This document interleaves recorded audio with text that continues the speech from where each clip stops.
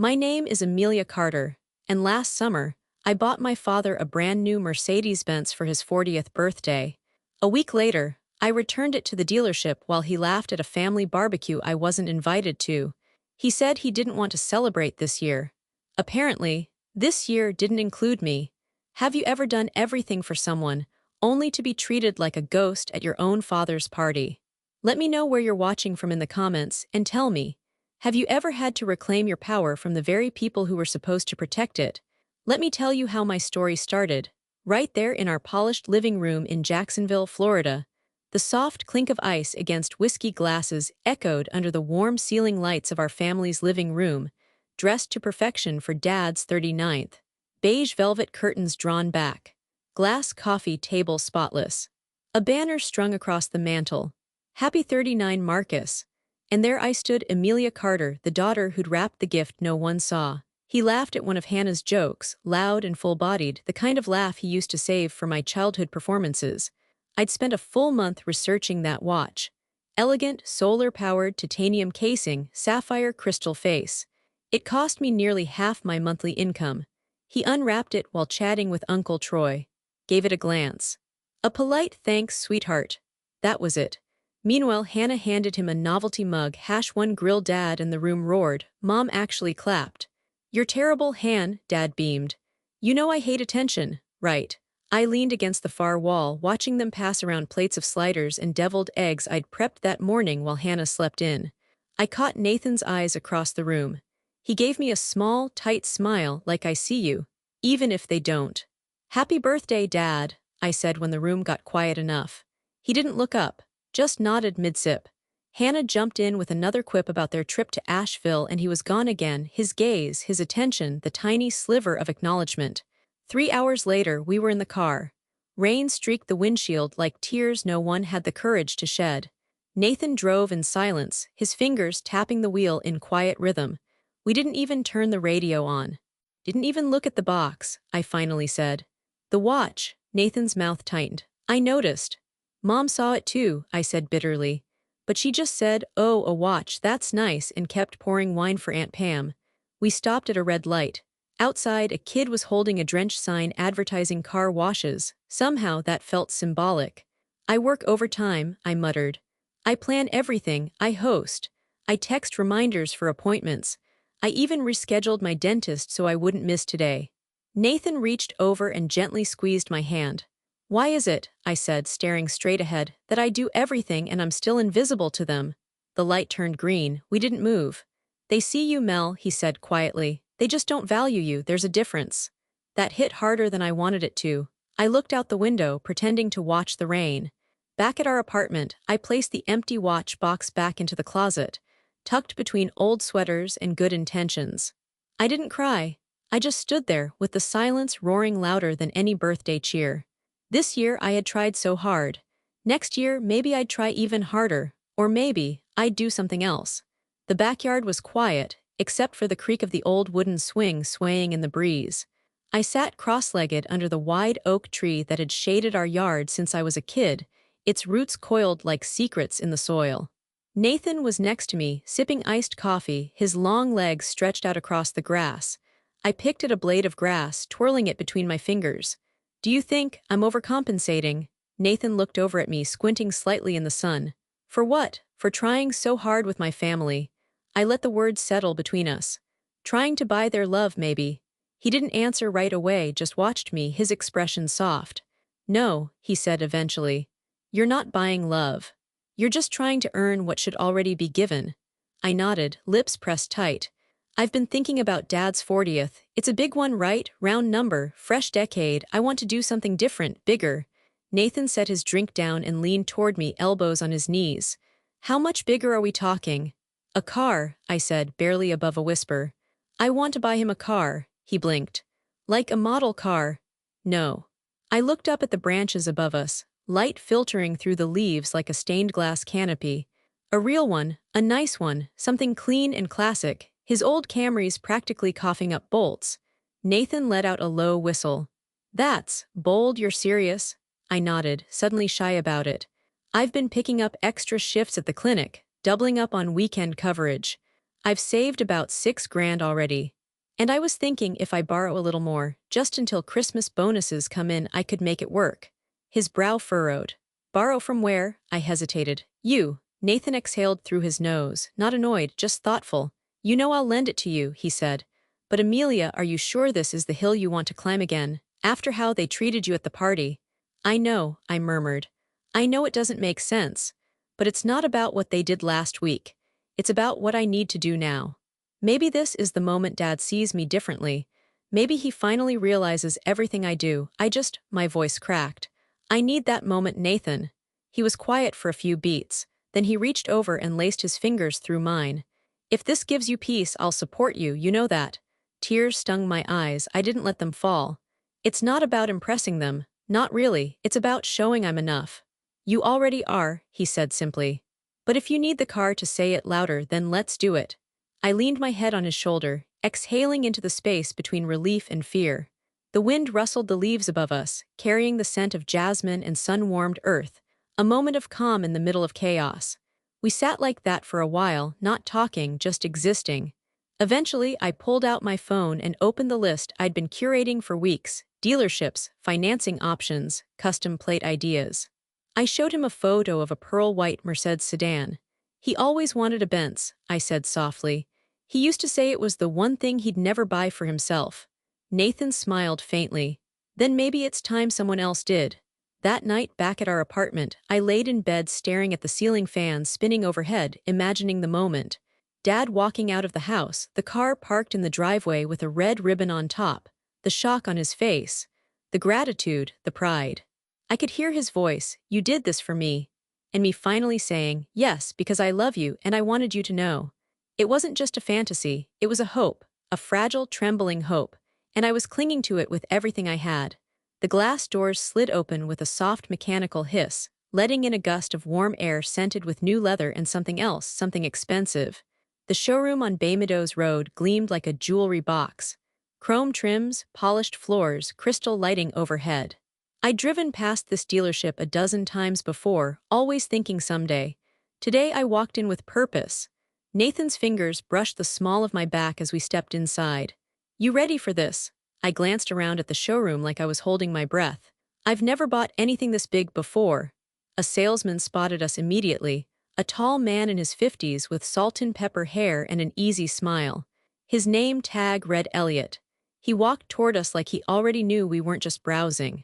Looking for something special today? He asked, folding his hands like he was presenting a magic trick. It's for my dad, I said, trying not to sound nervous. His 40th birthday is coming up. I want something clean, classic, but memorable. Elliot nodded like he'd been waiting his whole career for a daughter like me. Well, you're in the right place. Let's start over here. Any brand in mind? I hesitated. A Mercedes. He's always wanted one, but he'd never buy it for himself. Nathan added, he's not the flashy type, more understated luxury. Got it, Elliot said, leading us past a row of glossy black SUVs. Let's look at the sedans. We stopped in front of a pearl-white E-Class. It was perfect.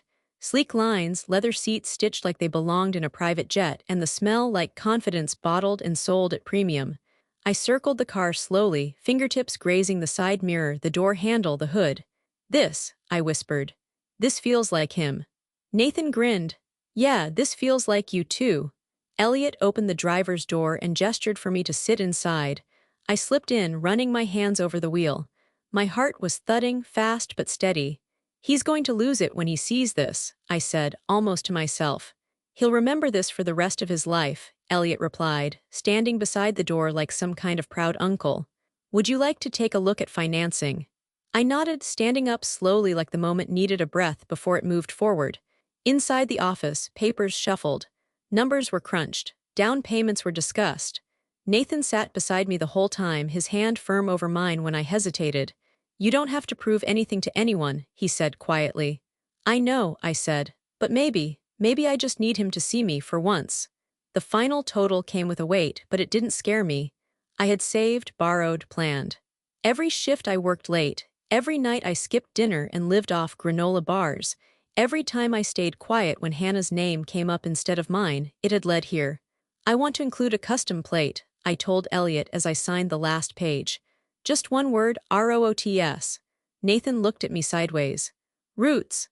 My dad always says no matter how far you go, you don't forget where you came from. He didn't say anything, just squeezed my hand harder. We walked back out to the car together and Elliot handed me the key fob. It was small, heavy, smooth, like something that should come in a velvet box. The symbolic weight of it didn't hit me until I held it in my palm. This is real, I whispered. Nathan leaned in. It always was, you've been real since day one. Maybe now he'll finally see it. I looked at the car again. Sunlight danced along the paint like it had been dipped in pearl. Delivery in 3 weeks, Elliot confirmed, shaking my hand. Just in time, perfect timing, just like I planned. As we left the dealership, the afternoon sun spilled gold across the sidewalk. I felt lightheaded but steady, hopeful, because maybe, just maybe, this was the year my dad would finally say the one thing I'd been chasing since I was a girl. I'm proud of you, Amelia. 2 weeks before Dad's birthday, the group text pinged just as I was leaving the pharmacy.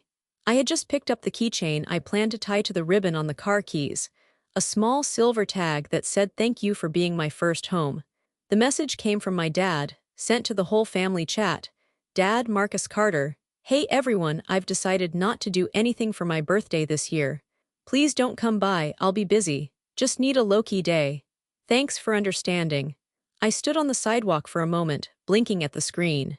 Traffic buzzed past on Beach Boulevard, but everything around me felt weirdly still. Nathan was waiting in the car. I slid into the passenger seat without a word and showed him the message. He read it, then frowned. No party, that's surprising. I nodded slowly, trying to read between the lines.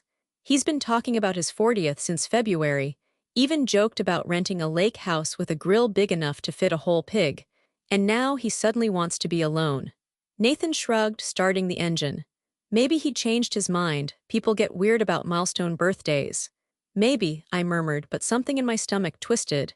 Dad wasn't shy about being celebrated. He always joked about being the humble king. Last year he wore a paper crown the entire afternoon without irony. I stared at the message again, rereading it. The tone was, clipped, too formal for him, and busy. Busy with what? I texted back me. Okay, if that's what you want. Just let me know if you change your mind. Love you, no response. Nathan reached over and squeezed my hand on the gear shift. Maybe he's planning something quiet, just for himself, a solo day to reflect. I gave him a sideways look. My dad reflect, he chuckled. Fair, he reflects about as often as he skips barbecue sauce. Still, I tried to accept it, tried not to overthink. After all, people were allowed to want space, right? But that night, I caught myself double-checking the group chat. Everyone else had responded casually. Even Hannah had dropped a breezy, totally get it, Dad. Enjoy your chill day, party popper. I stared at her message a little too long. She always made sure she was at the party. The star of it, really. Why wasn't she pushing back? By bedtime, I had gone through 4 scenarios in my head. Maybe he was going through something he didn't want to talk about. Maybe he really needed a break. Maybe, God forbid, he was sick and not telling anyone. Or maybe something else. Nathan saw the look on my face as I brushed my teeth, that quiet storm building behind my eyes. He set his toothbrush down. Hey, just say it. I feel like something's off, I said quietly. I don't know what, but this doesn't feel like him. He nodded. Then trust your gut, but whatever it is, you're not crazy.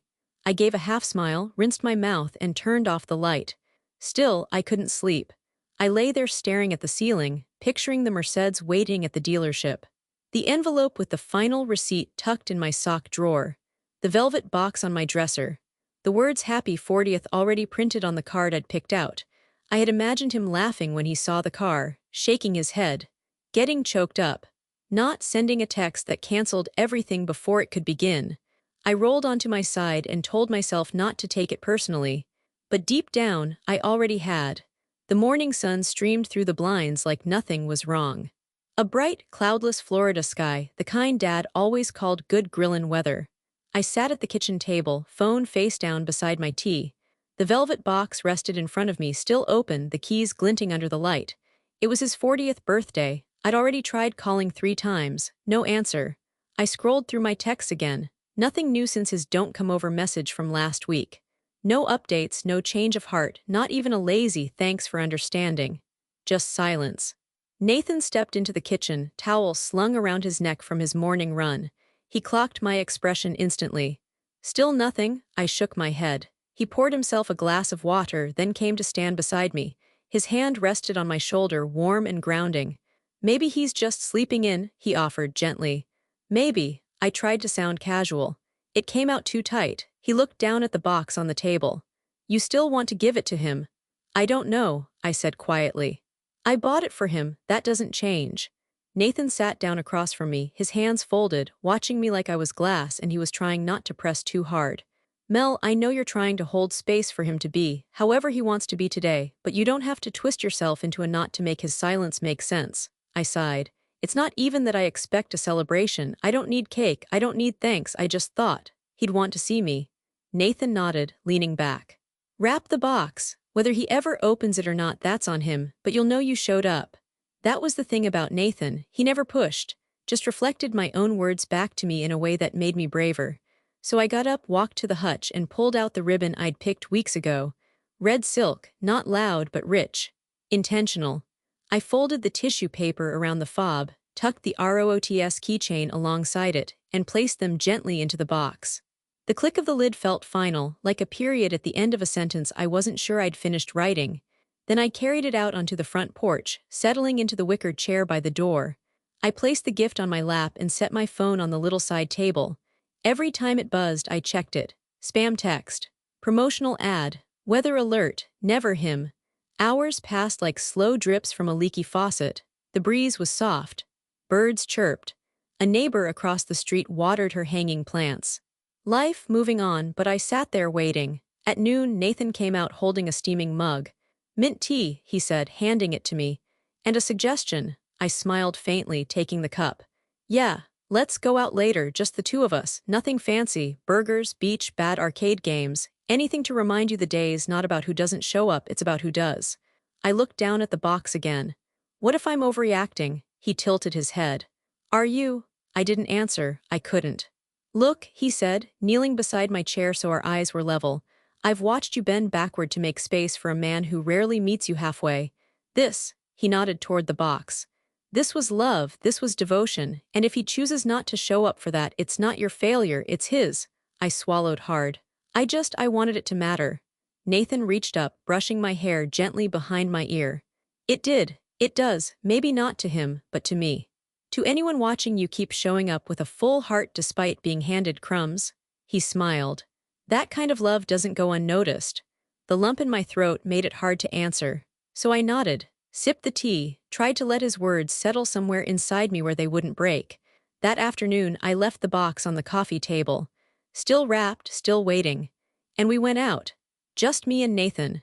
Because sometimes, when the people you love won't celebrate with you, you have to celebrate yourself anyway. That night, back from our quiet drive along the coast, Nathan and I curled up on the couch. The burger joint we found had old-fashioned milkshakes and cracked leather booths. We didn't talk much, but he made me laugh once by trying to order the greasiest thing that won't kill me before Tuesday, and that had been enough to feel human again. I was still in my jeans, feet tucked under a throw blanket, the velvet box unopened on the coffee table in front of us like a silent guest. Nathan had gone to shower. I was left with my phone and the soft hum of the ceiling fan, and for the first time all day, I opened Instagram. Just muscle memory at first. Mindless. Tap, swipe, scroll. Until a familiar name stopped me cold. At Hannah Carter XO posted 1 ago view story, I tapped it. The screen lit up with motion and sound. A backyard barbecue, our backyard. Dad stood at the grill, tongs in hand, flipping steaks like a seasoned showman. Aunt Shay was there, laughing too loudly, holding a red Solo cup. Mom hovered at the table, arranging paper plates, her sun hat tilted back on her head like it always did when she was in hostess mode. There were balloons tied to the fence. Balloons, gold and black. 40th birthday colors. And above the patio doors, a fabric banner stretched wide, saying in bold cursive, "Happy 40th, Marcus." I blinked, my thumb frozen on the screen. My breath caught in my throat. She'd captioned it. Nothing better than celebrating with the whole fam, partying, balloon grilled at 40 anthriving. The video kept looping. In the background, music played. One of Dad's favorite old-school funk songs. His head bobbed with the beat. He was smiling, smiling. I stared so long at the screen that my eyes blurred. I could hear my pulse in my ears. I didn't even realize Nathan had come back into the room until he sat beside me. "What is it?" he asked softly. I turned the screen toward him, his jaw tightened as he watched. "That's today," I nodded, but the word didn't come out. Couldn't. I swiped again, needing proof I had imagined it wrong. But no, it was all there. More videos. Boomerangs of Hannah clinking glasses. A carousel of photos, Dad holding a wrapped gift. Hannah hugging him with both arms. Cousin Mike in the background, waving at the camera. My uncle lighting the grill with that ridiculous torch he brings to every barbecue. The decorations, I recognized them. The striped paper lanterns, the tablecloths. I had bought them last year for Dad's 39th and packed them into our attic when no one else bothered to clean up.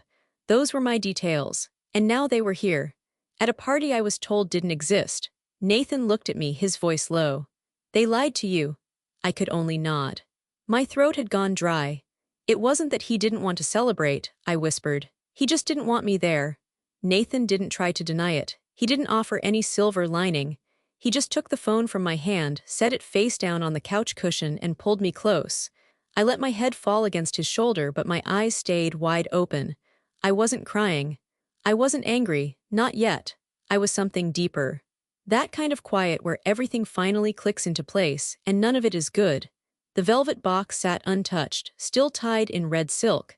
And all I could think was, I wrapped that gift with love, I believed his text, I trusted his word. And now I was the only one not at the party in my own backyard. I didn't sleep that night. Not because I was angry, anger would have been easier. I didn't pace the apartment or cry into my pillow. I just lay there. Eyes open, fixed on the ceiling fan above our bed as it spun in slow, deliberate circles. Somewhere a party had ended. Laughter faded. Cake eaten, dishes scraped and dumped. My father, probably a little buzzed, was back in his recliner. Hannah might have already uploaded more photos, tagging half the family. But me, I was here. Alone with the echo of that text, "Don't come over, I'll be busy." By morning, the silence was unbearable. The kind that clings to your skin. That makes you feel like you don't exist outside your own four walls. I slipped out of bed, pulled on a hoodie, and padded barefoot into the living room. The velvet box still sat on the coffee table where I'd left it, its ribbon perfectly tied, untouched, unaware. Like a gift waiting for a doorbell that would never ring. I stared at it for a long time. Then I picked it up and carried it to the kitchen. Nathan came out 10 minutes later, his hair damp from the shower, rubbing sleep from his eyes. He paused when he saw me standing by the sink, the gift box in my hands. He didn't ask what I was thinking. I think he already knew. I looked at him. My voice was steady, clearer than it had been in days. "We're returning the car tomorrow." Nathan didn't blink. He stepped closer and reached for my hand, the one not holding the box. "Okay," he said, just that. No hesitation, no disbelief, no trying to talk me out of it. I placed the box down on the counter, untied the ribbon, and opened the lid slowly. The keys gleamed like something ceremonial, but to me they were just metal now, expensive, unnecessary metal. Nathan watched quietly as I removed the keychain, ROOTS, and turned it over in my fingers. "I really thought this would change something," I said. "It did," he replied. "Just not in the way you expected," I exhaled. "I thought, if I gave enough, they'd finally let me in." Nathan tilted his head gently. "What if you were never actually out? What if they just don't know how to see you?" I looked up at him. "Does that make it better?" He didn't answer. And he didn't need to. I walked over to the hallway closet, pulled out the dealership folder with the receipt, the registration docs, everything Elliot had handed me with pride. They'd been filed under surprises in our drawer. Funny, isn't it?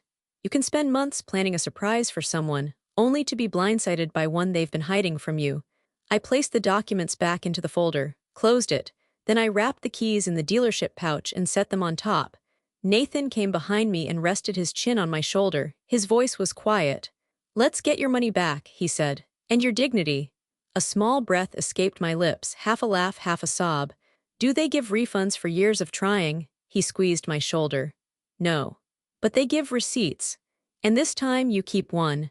We sat together on the couch, the folder on the coffee table between us, silent but understood. No vengeance. No drama, just clarity. I didn't need to burn bridges.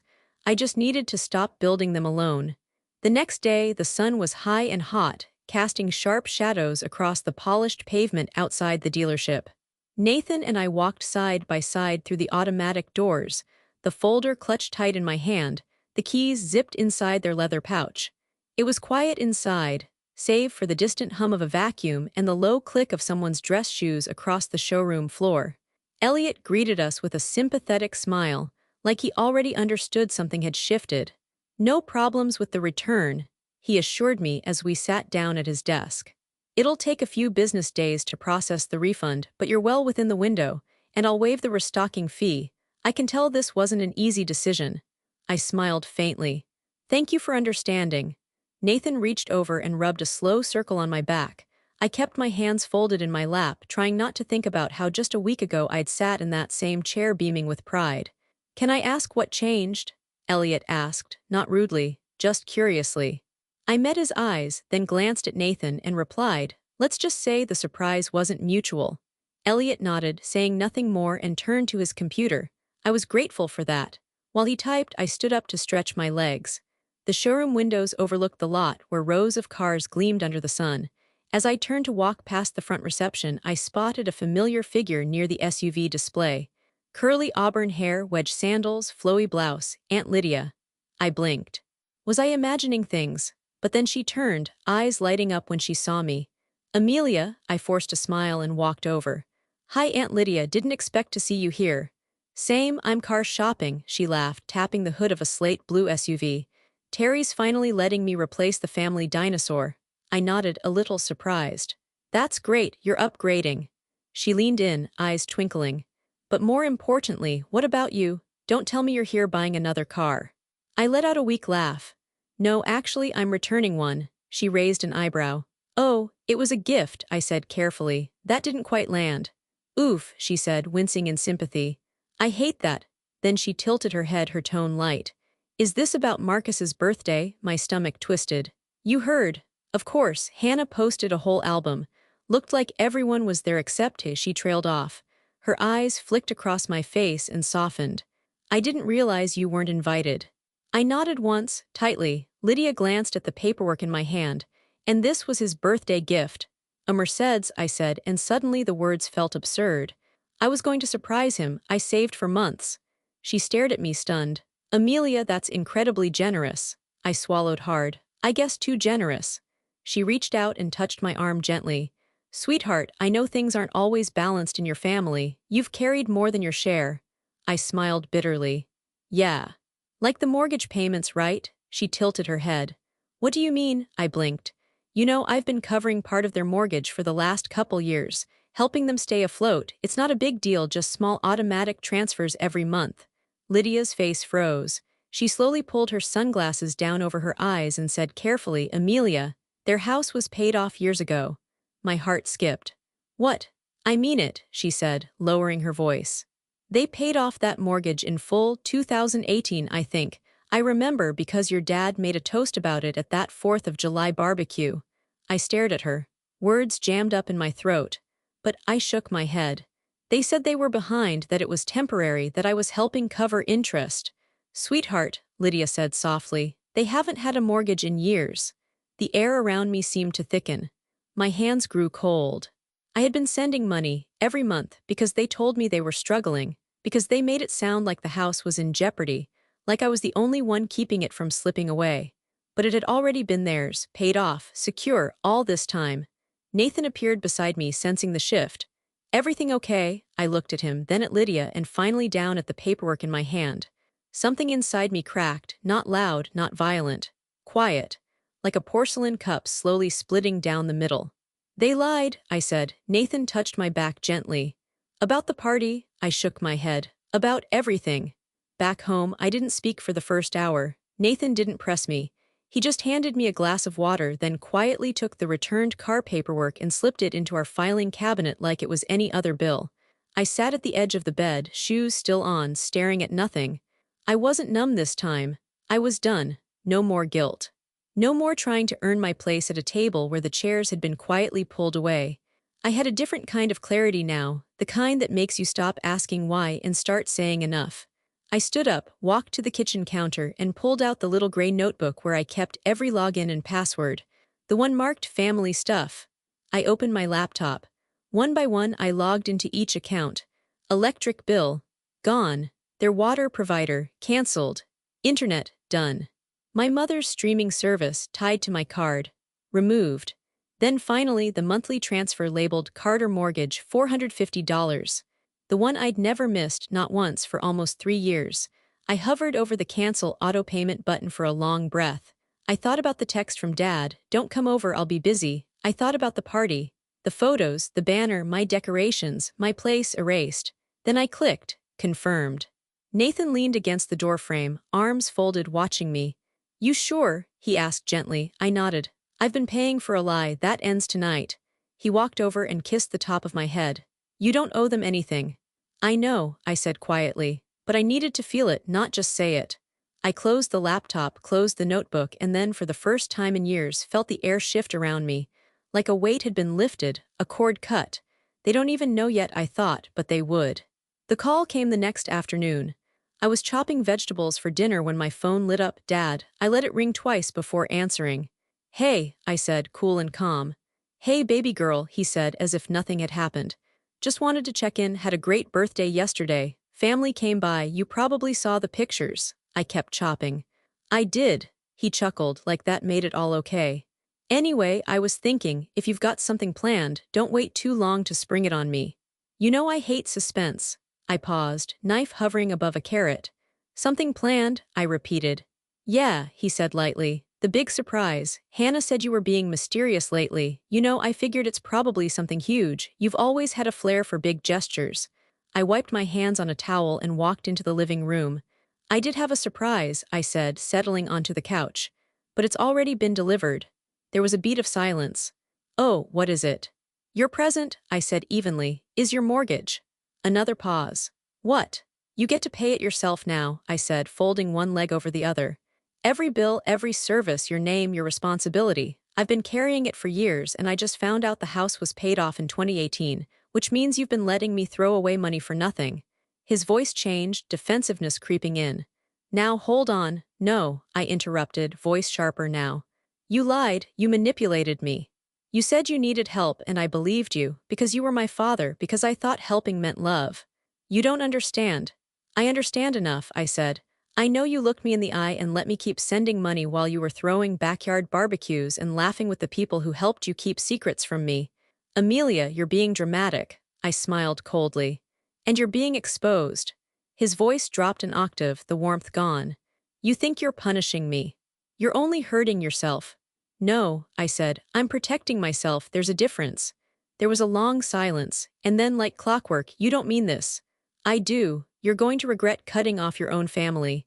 "No," I said quietly, "I'm finally starting to feel like I have one." I hung up. Let the silence sit. Nathan appeared in the hallway, still drying his hands from doing the dishes. "That the call?" "Yeah," I said, standing, "and—" I said what needed to be said. He nodded, calm as ever. "Good." I walked to the window and looked out at the street, the world moving like always. But something inside me had stopped spinning. They could call it dramatic. They could call it betrayal. But I called it the beginning of my freedom. A week later, the ocean greeted me with a kind of calm that felt earned. Neptune Beach stretched wide and open under a sky streaked with lavender and gold.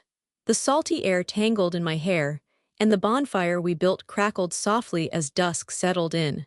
I turned 32 that day. No banners, no pressure. Just laughter that didn't feel forced and hugs that didn't come with strings attached.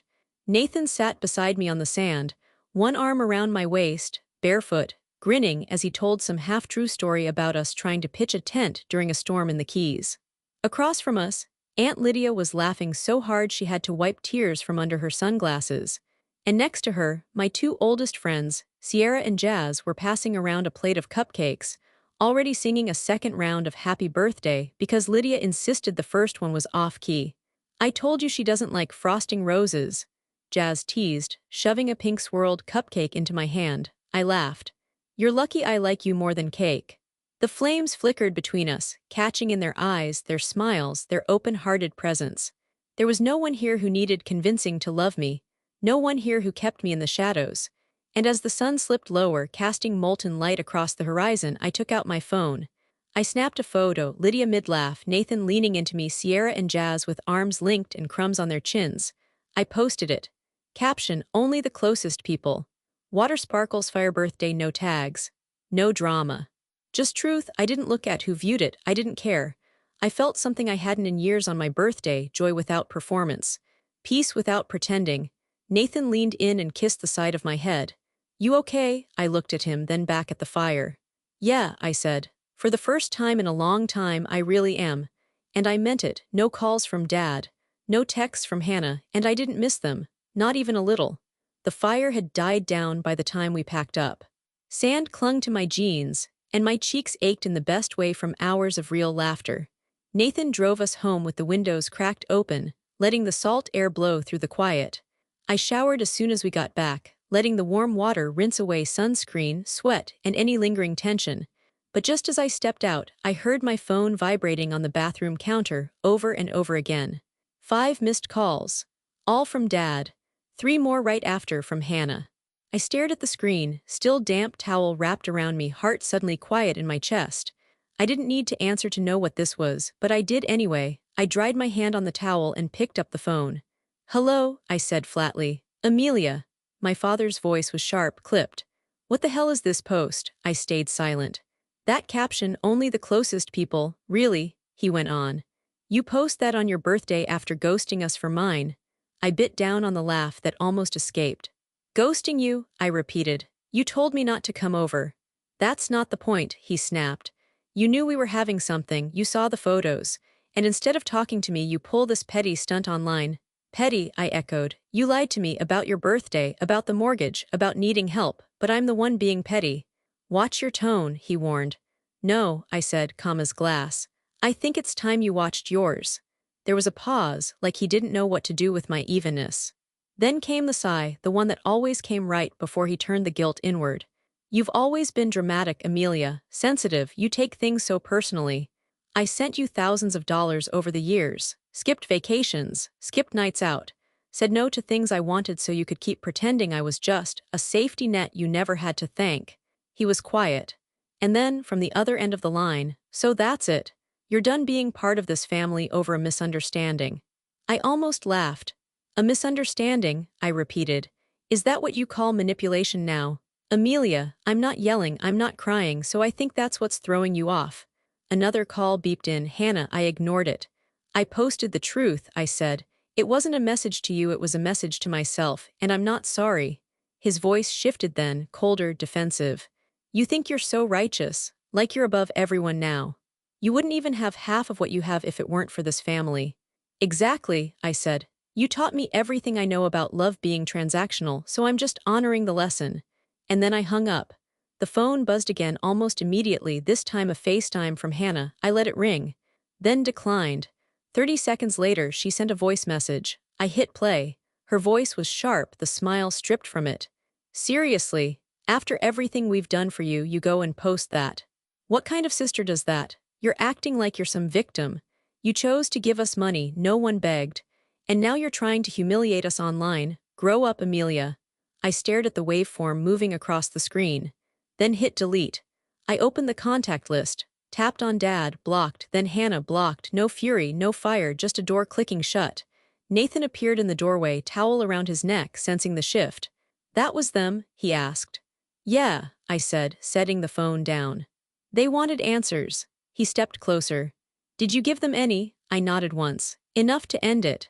We stood there in the soft quiet of our apartment, and for the first time I didn't feel like a daughter or a sister or the family fixer. I felt like a woman who'd finally stepped outside the circle they'd drawn around her, and closed it behind her. In the weeks that followed, the dust didn't settle, it shifted. The first few days were quiet, almost suspiciously so. Then the group texts began to light up again. Not from Dad or Hannah, those bridges had been cleanly, finally burned, but from the extended branches of the Carter tree. Cousins, great-aunts, people who hadn't called me in years suddenly had long messages about family unity and disrespect. I didn't answer most of them. I read each one slowly. Some arrived sharp, like knives disguised as concern. Whatever's going on, you shouldn't air it on social media. Your father has always done his best. You think you're better than the rest of us now? I scrolled past those. But then there were others. Quieter messages, fewer words, more truth. I saw your post, proud of you. Cousin Raina, wish I had your courage, I still send money every month and no one says thank you. Uncle Sean. Good for you, sweetheart. It's okay to outgrow people even if they share your blood. Aunt Lydia. Those, I answered. I wasn't trying to pick sides. I was simply choosing peace. One Tuesday afternoon, I stood in line at the bank. I had the check from the dealership refund in my purse, and it felt heavier than it should have. Not because of the money, but because of what it meant now. When the teller smiled and asked what the deposit was for, I almost answered freedom. Instead, I just slid the check across the counter. Would you like to assign this to a savings account? She asked. I hesitated, then nodded. Yes, actually, I'd like to open a new one. She smiled, hands poised over the keyboard. What would you like to call it? I looked down at my hands, then up at her again. Self-love fund, I said, her eyebrows lifted slightly in surprise. That's beautiful, I smiled. Yeah, I think so too. The next day, I sat across from a therapist for the first time in my adult life. Her office was filled with warm tones and soft lighting, like a space designed for truth. I told her I'd grown up with a father who made affection conditional. That love in my family was something earned, not given. That even as an adult, I'd been auditioning for a part in a play they never intended to cast me in. She didn't say much at first, just nodded, letting the words unfold like stiff, creased pages of an old book. Near the end of our session, she asked, "What do you want to get out of this process?" I thought for a long time, then said, "I want to stop thinking love has to hurt." She nodded. That's a good place to begin. And it was. A year can do a lot of things. It can quiet a storm, rebuild the parts of you thought were gone, even gently remind you who you were before the guilt, before the people who used your kindness like a checkbook they never planned to repay. I was sitting barefoot on the same stretch of Neptune Beach, my feet buried in the warm sand. The sunset painted the sky in soft brushstrokes, gold, peach, violet, just like it had the year before. But this time, everything felt different. Nathan handed me a glass of red wine and flopped down next to me with a playful sigh. All right, birthday girl, one wish, go. I already made it, I said with a grin. Aunt Lydia was sitting cross-legged by the fire pit again, poking the logs like she was born for it. She wore one of those oversized sun hats and a pair of ridiculous cat-eye sunglasses that only she could pull off. I think your wish came true months ago, she said, giving me a wink. I'll drink to that, Nathan said, raising his glass, so we clinked. There were no cupcakes this time, no decorations, just the people who never asked me to be smaller, never put price tags on my worth. I had built something this year, something I didn't even know I was capable of. The self-love fund had grown, steadily, responsibly. I'd launched a side business, something small and mine, helping people write personal statements and resumes, the kind of invisible work I used to do for free for family who never thanked me. Now I charged what I was worth. And people paid it gladly. I'd gone to Spain in the spring. Alone, ate pastries in quiet plazas. Learned to say I'm enough in a language that felt new but honest on my tongue. And no, I hadn't spoken to my father or Hannah. Not once. Not on holidays. Not when the guilt tried to creep in like fog under the door. I'd blocked the door and lit a fire inside it. As the sky darkened, I leaned back on my hands and let the breeze carry the scent of salt and smoke across my skin. Nathan watched me quietly. What are you thinking? I looked at him, then out at the waves. That I used to think love meant sacrifice. A pause. Now I know it means showing up for yourself first. Aunt Lydia raised her glass in the firelight. To showing up. We all drank. And somewhere deep inside, I knew this wasn't the end of the story. Just the start of the one I'd finally chosen for myself. Where I wasn't the side character. Where I didn't need to be needed to be loved. Where I was enough, just sitting here, with sand between my toes and no weight on my shoulders. And that was the end of my story. I keep thinking about Aunt Lydia. How she told me the truth without knowing how much it would break, or how much it would set me free. She didn't owe me anything, but she chose honesty over silence. What would you have done in her place? Would you have spoken up, even if it meant shaking the whole family tree? Tell me in the comments. And if this story made you feel anything at all, don't forget to like, subscribe, and stay close. Because sometimes, the people who truly show up aren't the ones we were born to, but the ones who choose us along the way.